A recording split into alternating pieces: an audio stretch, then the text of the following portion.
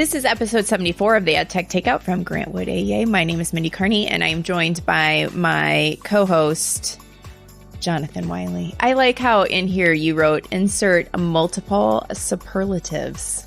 I was going to say just Jonathan Wiley, and then I thought better of it, because that's not really superlative. I didn't hear any superlatives.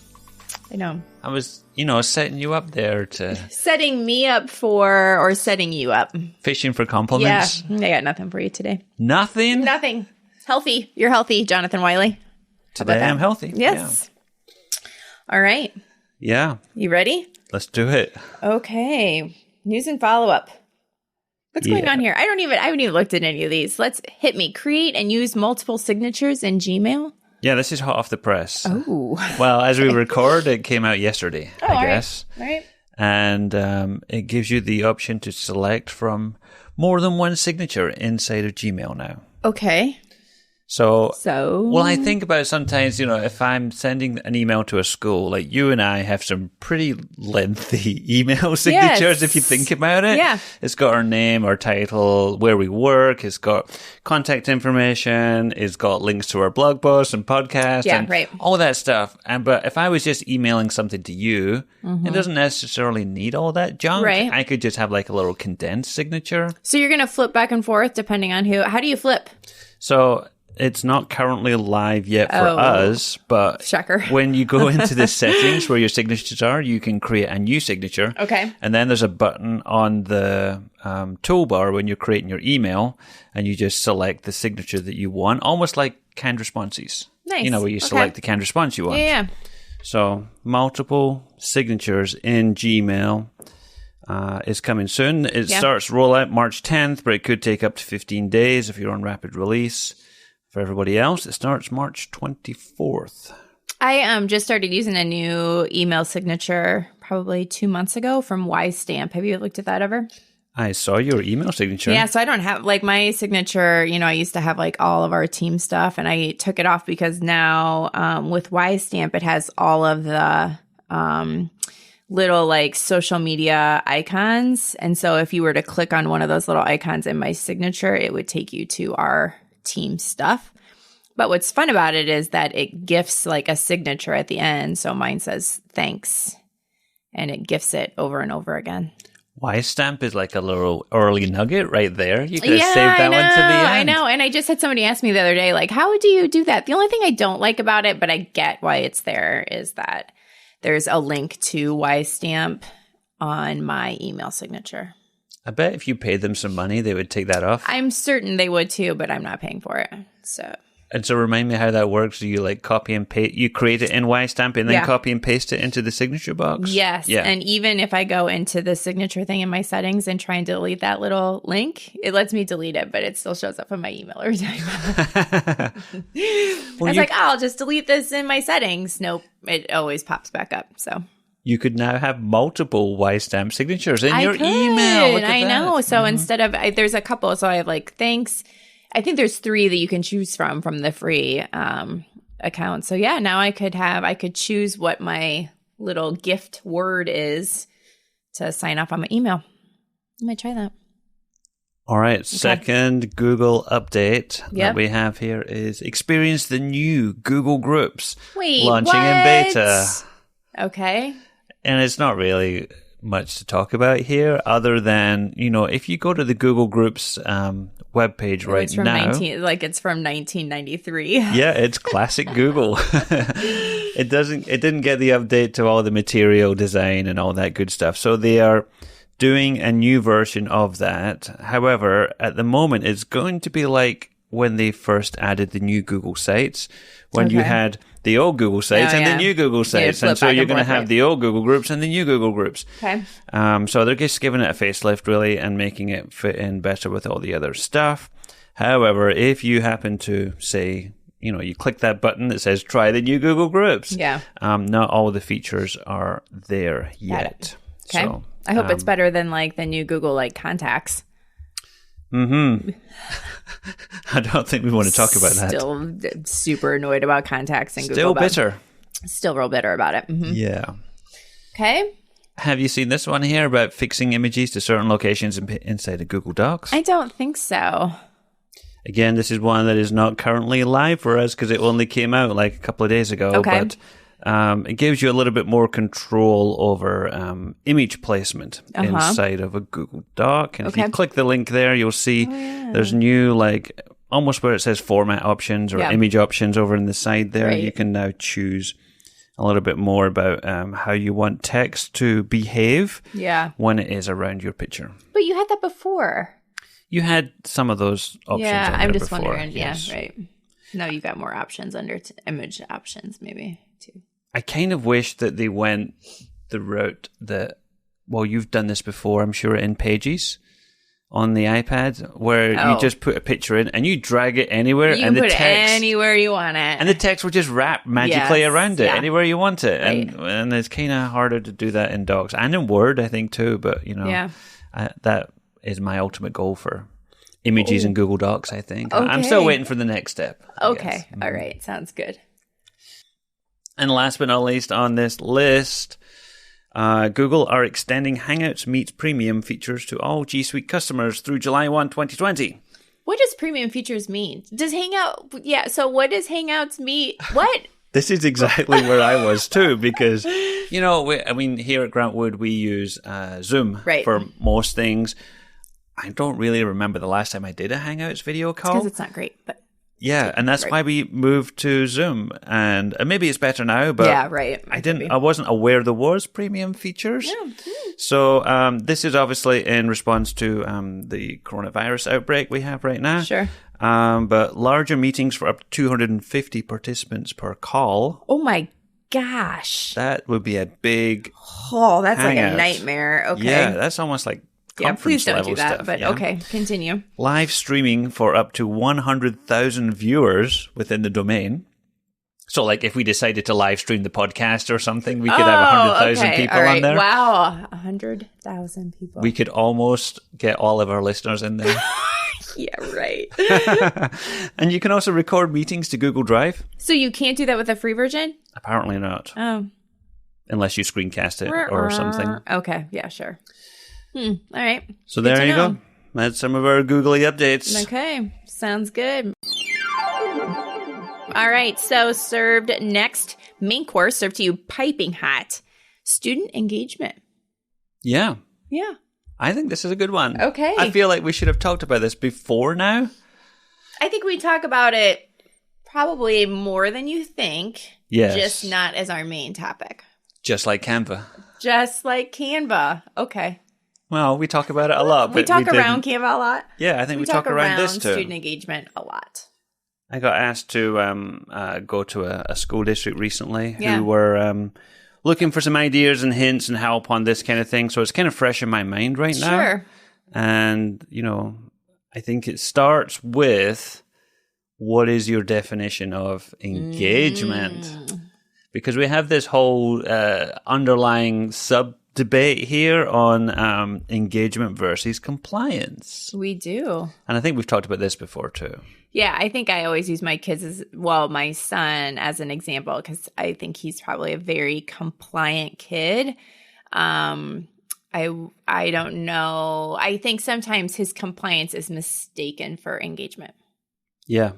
Without going into that too much, I just think that, like, because he doesn't cause problems and he's not naughty and he just has always been a rule follower, that sometimes he just kind of might get overlooked at times. No, and I think back to when I was teaching, and the administrators do the walkthroughs, your classroom and stuff like that.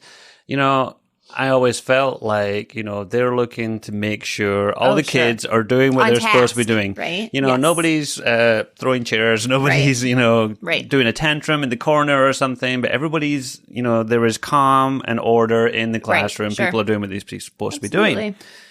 But that's compliance. Yeah, and so thinking about what is a meaningful engagement in the work when students are really thinking hard and going deeper in their learning, that's where I think more about engagement. Yeah, and I think I a couple of things there. I think it's really important for school districts who are doing walkthroughs, or administrators or coaches or whoever that are doing walkthroughs, that conversation about engagement is very clear and defined. So I think it's hard to it would be hard for me to walk into a classroom for 15 minutes and decide if the kids were engaged, because I think you have to know the kids too. And but say to me, the biggest sign of engagement are the student talk that's happening. So if you hear your students talking with one another, or if you're observing and you hear the kids talking with one another about the learning, to me, that is a really great sign that they're engaged in the learning. Yeah, I mean, I would agree. I think, if you're thinking about that, that walkthrough kind of scenario there, if you're walking through and you see all the kids sitting in silence, in rows, whatever, right, everybody doing their work individually, then yeah, that's probably not engagement. I mean, right, engagement looks different. It looks kind of messier. It looks, more free form. There's going to be different groups in different places, different people doing different things. Some are going to be quiet, some are going to be talking, some on computers, some are not. And so, yeah, it's much more variety in there, I think. For them. Sure. So the other thing I kind of saw as well on this was Bray and McClaskey. We've come in contact with some of their books before. They've got this blog post on the continuum of engagement. Easy for me to say, right? Yeah, right. From compliant to flow. And, they've got one of those Sylvia Duckworth graphics on there, which I think instantly makes your blog post just a little bit nicer. It does, more colorful and cheery. Right. But, they talk about moving from teacher-centered to learner-centered to learner-driven. Wow. Which I think is an interesting conversation, but it's a tough conversation to have. Sure it is. I think definitely when I look at this graphic too, when it says about how students are in control and responsible for their own learning, and that they're intrinsically motivated, and that's a hard thing to measure and to actually know whether or not your students are intrinsically motivated. Yeah. Can't put a test on that, can you? No. So let's jump in then with maybe some concrete ideas. I found some of these, I mean, I'm on a bit of a UDL kick right now. Yeah, sure. These from the UDL guidelines, because one of their pillars is about engagement, which I think is an important one. Yeah. So what they talk about optimizing relevance for students with the content that you've got. So maybe varying the activities and the sources of information so that they can be personalized to their lives, that they're culturally relevant and responsive, that they're socially relevant, making sure it's appropriate for different, racial, cultural, ethnic, gender groups. Because like when you and I went to school, we probably had, examples in books of that 2.4 family unit with one boy, one girl, and a white American or European families and that sort of thing. And now our texts are more diverse in order to try and be more representative of the students and things we have. But we're making movements in that area. But if you can do that with some of the activities and examples you're using in class, I think that really helps. So I think it's also important to think about multiple entry points for your students. And I think allowing some, and I think this is where we're headed next to, is allowing some student choice as far as how they enter into a task. So some students might do some online reading. I prefer always to have a book in my hand or a piece of paper in my hand. I'm not a great digital reader. I have a really hard time with that. You might have students who prefer to get the content through video. And so just allowing different entry points for different students so that they can still engage with one another, but allowing them to have a little bit of choice of how they learn best or how they feel like accessing that content in particular is, I think, a super important thing to kind of start thinking about in your classroom. Yeah, I agree. And making those choices relevant and authentic for kids as well. Right. I mean, I feel like it's great giving kids choices, but if your choices suck, then your kids are not going to be engaged. Right. I kind of remember when I was in prep school, that it was a thing when they said make copies on different colored pieces of paper. Do you remember this? Probably not, because you were actually probably in a better prep school than I was, but how if you were going to make a copy on a worksheet, you should allow kids to choose a pink copy or a green copy or a blue copy. That's how, yes, I know, okay. Right? So that kind of aligns with if it's still a crappy choice, then So what's the point? It's right? the same worksheet, but it's just a different color Different worksheet? color on a different piece of color paper. Okay. I never had those choices, Oh I my don't gosh. think. Well, why it doesn't? Because it's not important to the learning. I guess, yeah. Yeah, right? And so, I mean, I think back to like some of the things you guys do in blended learning. You're doing choice boards, which are an interesting option for choices. Yeah. It's definitely something that people could take some time to do. One of the things I see in terms of, we're talking about, having better choices on there or having different choices, right, is to vary the type of activities that are going to be on there. Sure. So maybe one will be a writing task, or maybe one will be watching videos, maybe one will be creating and something on a like artistically. Meeting those different modals of learning in terms of the choices is going to help you match the different learning interests of your kids. Right. And I know, like, when I was in the classroom, I have been very reflective about this this year, it seems like, where I kind of have thought about what my students were doing during, like, stations, or when I allowed them to choose between this thing or that thing. The one thing I would say about choice boards is that they should still align with your core content that you want your students to be working on. So those choices can't be fluff choices. They have to be choices that actually move students forward in the learning. And so one of the things that Beth and I have just recently kind of been talking about is, like, what if your choice board had like this overarching question? And within your choices there, the choices are to move you forward in coming up with a response to that question. Or like a talking point around that. So let's say I have this big question, and like you talked about, using art as a way to be a talking point around that question. So when any of the learning that I'm doing is helping me form my understanding and form a response around that, and allowing then choices of how I or maybe the parts of that question that I'm more interested in would be kind of a different way to think about choice boards too. Yeah. And if you're a teacher that's, worried that, kids are always going to choose the same type of activity, or they're always going to look for an easy out somewhere, then there's always that option to, like, if you do yours in like a tic-tac-toe board kind of arrangement, you can have like a forced choice type of thing. Absolutely. You can say you have to do the center circle, but then you can do two on either side to make a line or whatever. So you can absolutely, make that an option for your choice boards too. Yeah, I think that's a really good point, because when we start talking about choice, I think sometimes it sounds like a lot of work, and it is. It's going to be a little bit more work for sure. But then we start thinking but like you said, kids are just going to choose what's the easiest for them always. But there might be choice isn't always the option every single time either. There might be parts of your classroom time that with your students are parts of the instruction where they get to choose. And so it's just about building it in places. It doesn't mean they get to do like free choice all day long.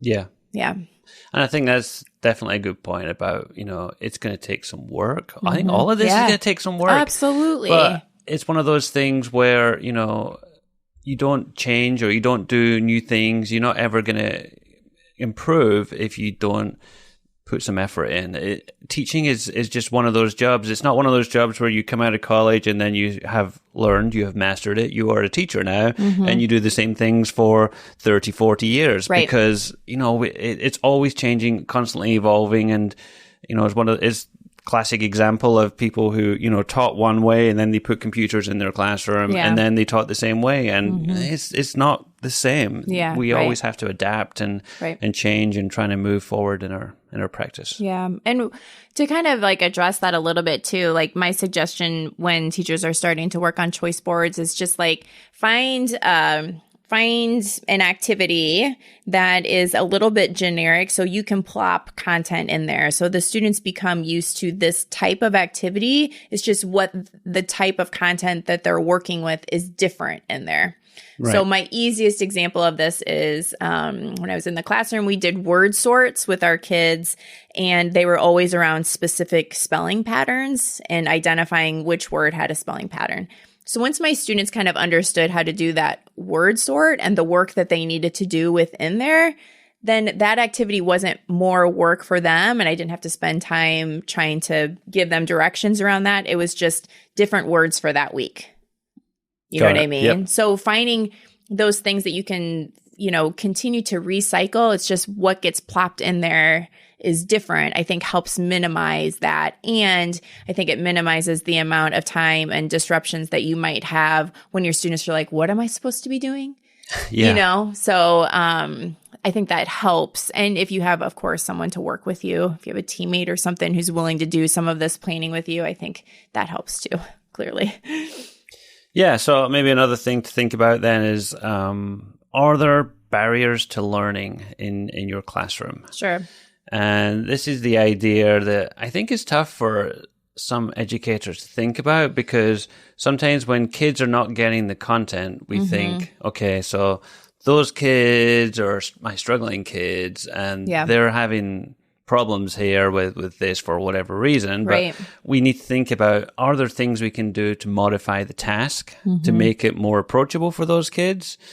Is there, is it something in science where you're having kids read things out of a textbook in order to complete some lab or something, when the kids that are struggling they're not struggling scientists, they're struggling readers. Right. And they know the science, and they're into the science, and they're engaged in the science, but that barrier is the reading there. It's the text, right. So, thinking about different ways that we can present content to kids or give them access to content, whether it's a transcript or an audio recording or speech to text type of things, or text to speech, charts, slide decks, closed captions, all that kind of stuff on there is going to help. Just remove some of those barriers to accessing the content. Yeah. Well, and even, in some cases, just having, the procedure where, like, if you go to do an activity or whatever, one of the people in that group or whatever always reads the instructions out loud, right? Doesn't require you to have some tech, although I'm not saying that that's going to fix. There are kids that really are going to need to be able to listen to those directions over and over or a couple of times. But just having that simple procedure where, and the person who's going to pick that up is the person who's comfortable reading aloud and is capable of accessing that text. But just having that one simple little thing, that one little rule, within your classroom helps everyone access that text at the same time. Yeah, and I think some of it comes back to that relevance piece we started with too. Can you connect some of this to prior learning or to things they've done in other curricular areas? Can you scaffold that learning somehow? Can you, sort things into KWL grids and concept maps and all that good stuff? Can you chunk things into smaller pieces and so it's not so overwhelming? Right. So yeah, think about barriers for sure. Well, and I think even when you talk about like chunking information, that kind of goes back to that choice board of sorts. If you take those small chunks of information and those are different parts of your choice board, it's an easy way to take big concepts and make them more attainable. Yeah, break them up into bite-sized chunks. Bite-sized chunks. I see what you did there. Yeah, thanks. So, Mindy, you're a big John Hattie advocate. Oh, sure. Are there any of those visible learning strategies or research things that you think would be relevant here in order to help increase student engagement?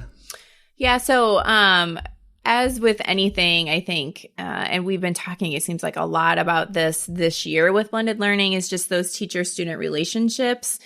And another factor, and I should probably know the effect size, but it's over 1 point something, is when teachers believe that their students are going to be successful, that directly relates to how successful students are. Yeah, it's like a top 5. Oh, yeah. It's like one, it? I'm going to make up a number. It's like 1.6 or something. Like, it is like through the roof. It's a crazy number.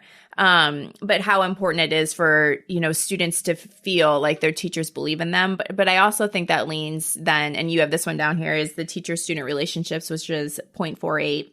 And if you're kind of wondering what those numbers mean, when we talk about the number, numbers are tricky when it comes to, I think, effect size, because we say that 0.4 is how much students will attain in 1 year of life, regardless of what we do to them. They're going to grow 0.4 just with life experiences and, being engaged in the world around them.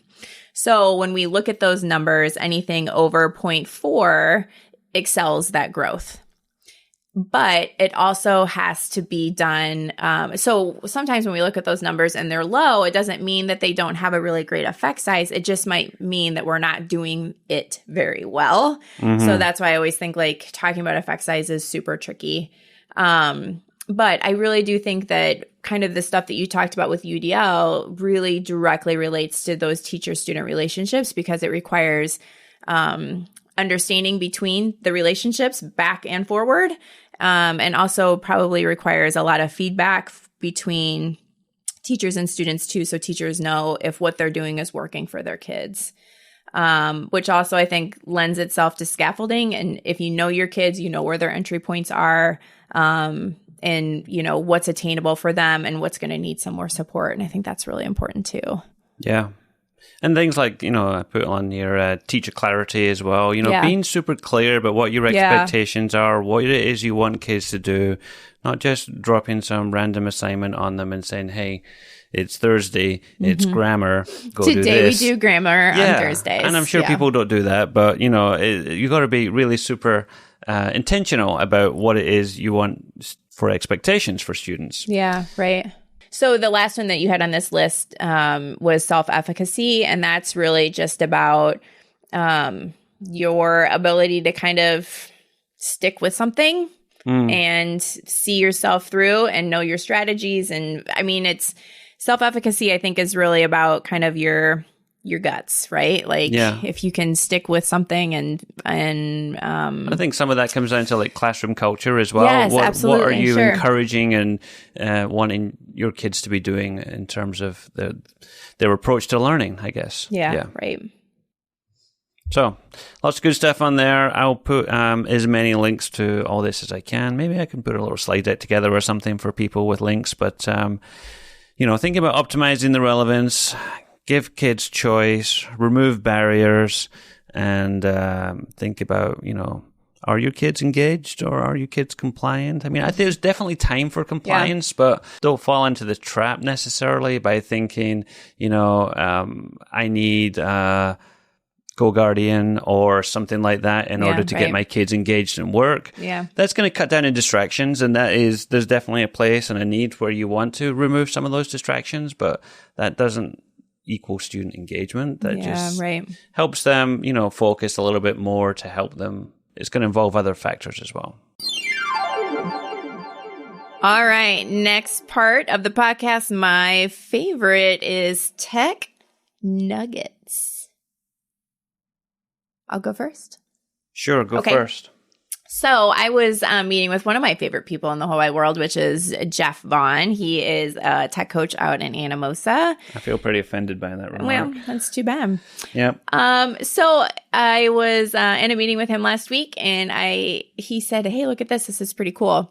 He had on his calendar, like what he was calling, what is that fruit? Gum. Fruit stripe gum, which it has like lines of different colors through it. Do you know if this gum? I'm not. It's like I feel like it's a gum of my childhood. Anyway, so he showed me this Chrome extension, which is called Event Merge for Google Calendar.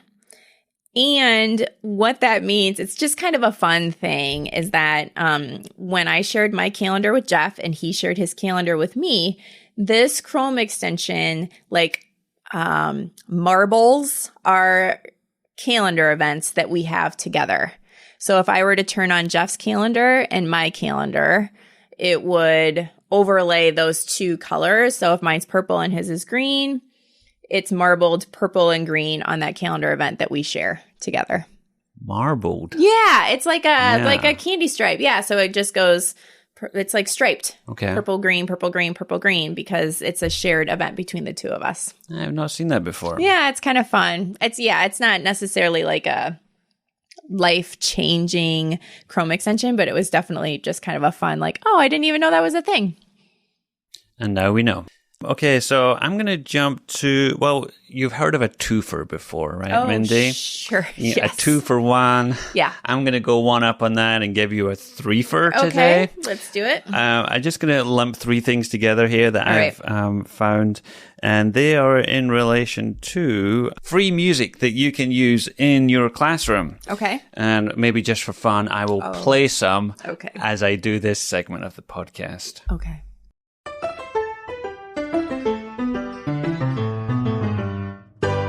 You can enjoy that, aren't you? I'm sure I am. Yeah. So 3 different websites here where you can go and find music for your multimedia projects. And the first one is called mixkit.co. Okay. And mixkit.co is a fairly recent one to me. I think I saw it through Richard Byrne's site, but they have stock video clips, stock music, and Premiere Pro templates, which I thought was an interesting combination. Like to make your own? What's Premiere Pro template? So Premiere Pro is like Adobe's fancy video editor. Oh. And so if you want like an intro with like text and graphics and all that stuff flying around, you can have all that in there because they have templates for that too. Okay. So stock video, stock music, and video templates from the Mixkit guys. Okay. Jump in, take a look at those. Mm-hmm. And then we've got 2 here that are kind of related. This first one is called incompetech.filmmusic.io. Okay. It's quite the long URL here, but important. if you search for Incompetech, you will probably find it. Okay. It's by a guy called Kevin MacLeod, who is a composer and he has a Wikipedia page. I had to look this up. He has released over 2,000 tracks into Creative Commons licenses. Oh, and things thank like that too. So if you are ever in that YouTube audio library, you'll see in there, you'll see a lot of his tracks in there too by Kevin MacLeod. Okay. So, and he's put like a little collection of things together that you can basically use them for whatever you want. They have Creative Commons licenses on them, so you have to attribute them back to the source, but you can use them in any project that you want. Nice. And the last one we have on here is called freepd.com. And in FreePD, the PD stands for public domain. So these are public domain tracks that you don't even need to attribute or license. They're just out there for anybody to use. In the FAQ, it's kind of amusing. It says, can I use this on YouTube? Yes. Can I use it on Facebook? Yes. Can I put this music on my site and sell it? Well, technically, yes, because it's free for anybody to use and do what they want with. So I'm going to say the music you're hearing right now is going to be from freepd.com. Oh, nice. So there you go. Some free music for your multimedia projects. Okay.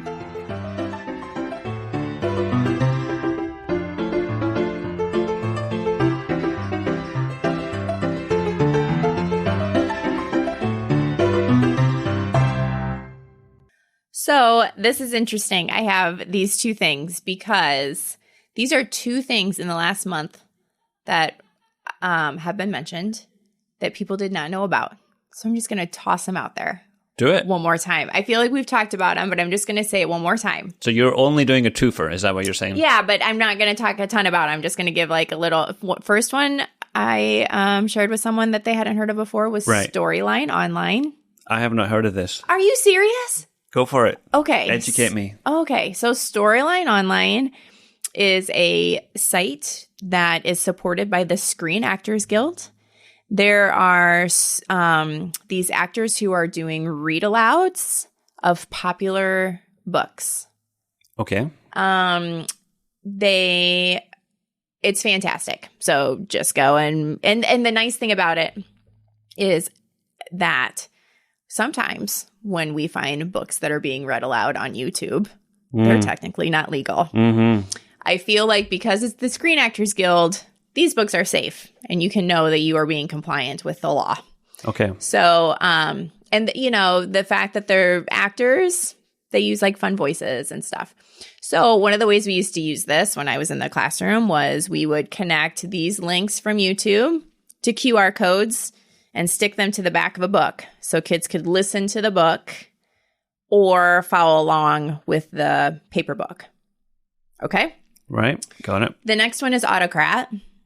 Wait, you're moving on already? Yeah. Oh. Okay. What? Well, I'm just looking at some of the actors, voice readers they have here. Yeah, they're like a big deal. I know. Yes, these are like the big deal. These are like big time people. Al Gore, Allison Janney, Sean Astin. Who else we got on here?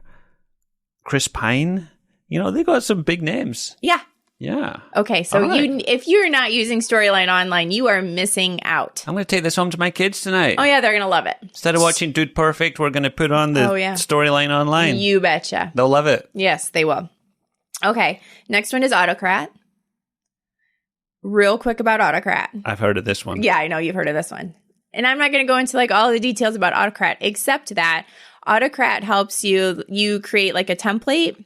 Autocrat is a tool that allows you to take information that is coming in through a Google form or a sheet, and you push that information into the template, and then you can email it out to the person who's filled that information in. Correct. How did I do? Good. Yeah. So where you would find that would be as an add-on in Google Sheets. Yes. There are a ton of tutorials out there. Mm-hmm. So if you haven't heard of Autocrat and you're looking to do like walkthroughs like we kind of talked about, this is a good way to like fill out your, form through your walkthrough. And then it automatically emails it to the teacher or whatever. I will try and find a tutorial and put it in the show notes if you've not tried it before, but it's a good one. Yeah. The first time I experienced Autocrat, it was several years ago now. I went to a conference. It might be my first ISTE, I'm not sure. Yeah. And I sat in a session with Alice Keeler, and she had a URL up on the board that said, fill in this Google form for the resources. So I filled in the Google form, and straight away I got an email that said, here are the session resources, and the handout and all the stuff. Mm-hmm. And I'm like, this is black magic. What is going on here? How did this happen? And then as part of the session, she unpacked and showed how that worked. It was on forms and spreadsheets and things like that. So yeah, it's good stuff. Yeah, it is. So it's and as far as like teachers using it with your students, they could be putting stuff into, they could be setting student goals. They could be giving feedback. They could be, somehow filling out student portfolio stuff. Whatever. You set this up and the kids fill out that form and it will automatically generate a Google template and link and send that specifically to your kids. And you can set up who it gets shared with and everything. It is black magic. Although I will tell you that sometimes there are glitches. Yes. Yes. So I have one Autocrat set up that it still sends me emails and saying your Autocrat did not run. Working. Yes. And then you click on it and it's there and it did fine. run. Yeah. And it's like, it's weird. Okay. All right. My last tech nugget then. I feel like we're pretty generous with the tech nuggets today, aren't we? I know. Well, you threw me off when you said you hadn't heard of Storyline Online. I was like, geez, I guess I'm going to go with this. All right. Okay. So my last tech nugget, those good people over at remove.bg that remove the backgrounds from your pictures. Yeah. Well, they have a new side project called unscreen.com that removes video backgrounds from videos and GIFs.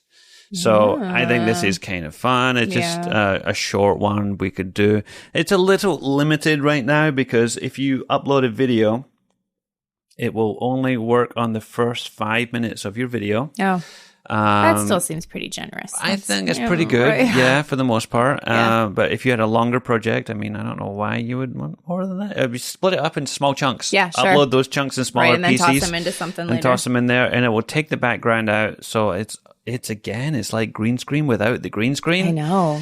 So it's kind of fun. And what's also fun is they have this thing called Search for a GIF. Okay. And it integrates with Giphy. So you can just find any Giphy GIF and remove the background from it. Nice. And then they have a bunch of backgrounds already here that you can just put in the background and choose of your own if you want to. Mm-hmm. Or you can just download it and throw it into something else and put your own background on there. All fun. Mm-hmm. Unscreen.com to remove backgrounds. There's a pro version on the way that does more than 5 minutes and takes the watermark off and all that other stuff. I know green screen is, I don't know. Is it going to become obsolete? Maybe. Because of this one little tool. Yeah.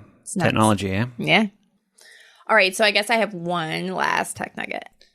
It's just like this box of nuggets is overflowing. So I came across this YouTube channel called World Ahoy. And it's just like short 5-minute videos talking about events in history or historical people or things that, you know, human beings should just know about our history of the world, things about the world, in like a user-friendly, like kid format. And it's just called World Ahoy YouTube channel. All kinds of little videos there with like fun, annoying music that you're going to love to hear in your classrooms and worth checking out. One I hadn't seen before. I bet they have their channel marked made for kids. Oh, I don't know. I didn't even look to see. I'm looking at their episodes here. It should be. 7 Wonders of the Ancient World, Yep. Alexander the Great, the Discovery of America, the Water Cycle, Yep. Gandhi, Marco Polo. Yep. They've got, they have Everybody. all kinds of fun Everything's stuff kinda covered. on here. The Yep. Vikings, South Pole, the first journey around the world. Right. All right, this is also going home with me too. Okay. I'm taking this back I to think my it kind of kids. matches with the student engagement because we're kind of talking about providing different modes of learning. And so I feel like, you know, these are YouTube videos that'll stand up to like reading an online article or something. So. You could read about Marco Polo in a Yep. textbook, but you could also Sure. watch this fun animated video. That's exactly right. Yeah. Yes. Okay, I like right. it. Well, we should probably stop there before we just turn this into a nugget It's episode. all of a sudden National Nugget Day. It almost is by itself. Yeah. We can find Mindy online at Team Carney. Mm-hmm. I am at Jonathan Wiley. So until next time. This has been the EdTech Takeout. We hope it hit the spot.